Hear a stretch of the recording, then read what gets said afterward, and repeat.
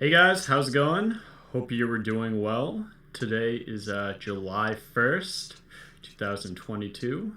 Um, so hope your summer's going well. Mine's going all right. It's definitely going to be a hot one this weekend. Going to be spending tomorrow by a lake, so that should be a lot of fun. Hope you guys have some good 4th of July plans. But anyways, I've received a good amount of likes this past week, so I just want to say thank you to you guys that have subscribed. I really appreciate it. Like I've said in my previous videos, just keep on sharing the videos, liking it, commenting it, sharing it with other people that you think might like it. It really helps my channel, and I'm almost at 100 subscribers, which I'm really pumped about. I think that means I get my own channel tag. Right now it's just like a random series of letters, so you have to like earn that official channel tag. So I'm pretty excited. It's like my first big milestone. I'm definitely going to reach in the near future. So I just want to say thank you guys. I appreciate it so much. So let's move on to today's topic. So today we are going to talk about phrasing. So phrasing, I feel like, is kind of a misunderstood topic, or maybe not misunderstood, but sometimes I feel like when people talk about phrasing, it's just like, oh yeah, you just play this lick and then you just learn how to play it a bunch of different ways without really explaining like how to maybe play a bunch of different ways, because it is a challenge, and it's kind of like a game, I think, in a way. So today we're going to talk about the rhythmic aspect of phrasing. So to me, there are kind of two main ways to approach phrasing. And I'm just saying this very generally. There's a rhythmic way to approach it, and there's a melodic way to approach it. So let's say, I have a lick like...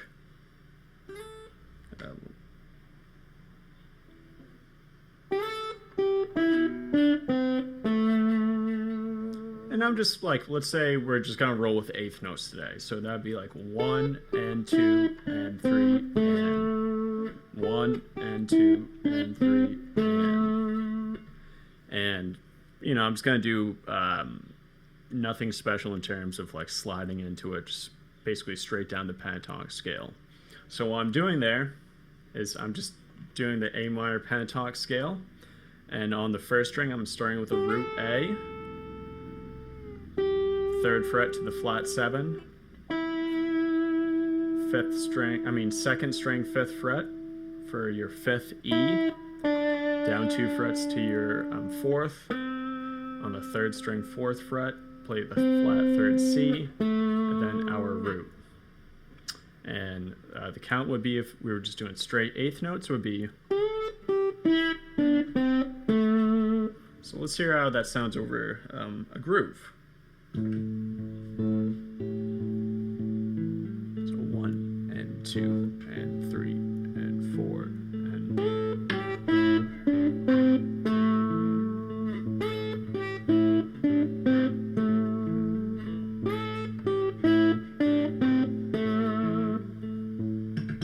And that's great and everything, but what if we wanted to change it up? Because, naturally that would get kind of old after a while, especially if we just repeat it over and over. Also considering that the riff that we're playing over repeats a lot as well. So it's kind of our job as a soloist to add variation. So let's talk about how we can vary that. So one method you could do it, or one way you could do it, is think about amount of attacks per measure. So if we were to take that lick right there, we had 6 attacks in that measure. So 1, 2, 3, 4, 5, 6. Okay? So we're going to keep that the same. And the idea is we're going to come up with variations, but we're also going to set a rule for what we're allowed to do. So in this case, we can come up with any sort of rhythm Using eighth notes, that'll be the other restriction, is 6 hits using eighth notes, okay? So we can play 6 hits in a measure, and we can only use eighth notes. So 1 and 2 and 3 and... Okay, so that'd be the base of that. So what could be a variation of that? Well, instead of making that last note longer, we could make the second to last note longer, a beat and a half, because that last note in the first example was a beat and a half. It would be 1 and 2 and 3 and. So that last note comes in on the and of 3. And so it takes up a beat and a half. But the variation I'm talking about would be 1 and 2 and 3. So that dotted quarter note would be on the third beat. And then the last note would be on the and of 4. So the variation now would be 1 and 2 and 3. And 1 and 2 and 3. Okay? So that now it would sound like this. So I'll play the initial lick, and then I'll play the variation so you can hear the difference. 3, 4. So 1, 2, 3,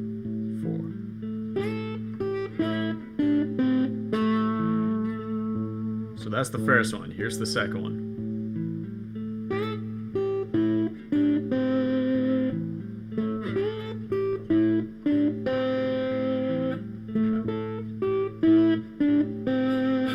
Okay.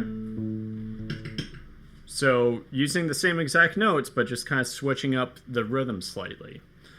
Now, what if we move that tie back into the measure?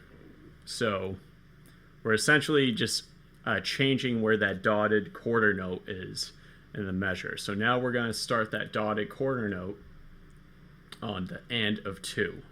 So it'd be 1 and 2 and 4 and 1 and 2 and 4 and 1 and 2 and.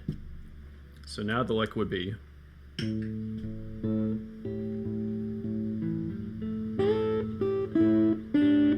Oh wait, hold on. 1 and 2 and. Hold on, I'm getting 3 and 4 and 1 and 2 and.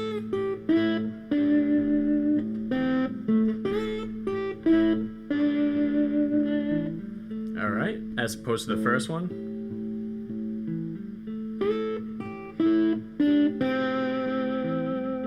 Oh wait, no, it'd be 3. That's the first one. Alright, and then we could keep on going with different variations. And, you know, let's just do one more for the sake of it. So let's do that dotted quarter note starting on the second beat. So now the rhythm would be 1 and 2 and 3 and 4 and 1 and 2 and 3 and 4 and.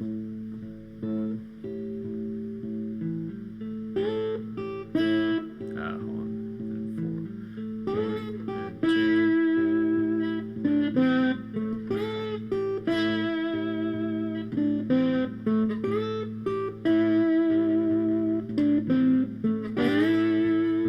and 2. Oops. Let's adjust that. My bad.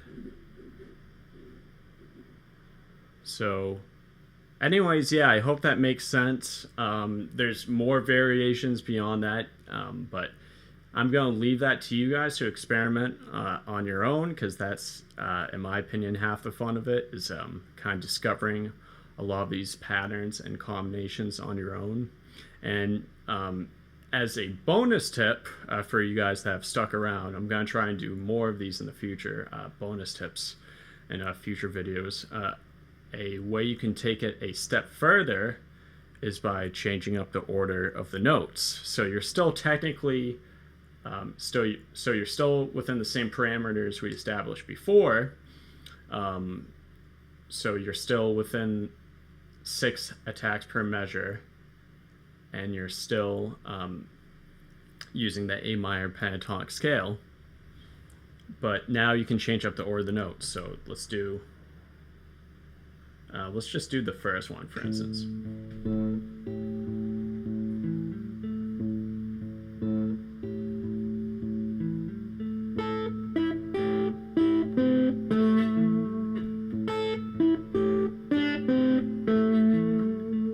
So that's just changing up the order of the notes slightly, or stepping outside of that box I'm using.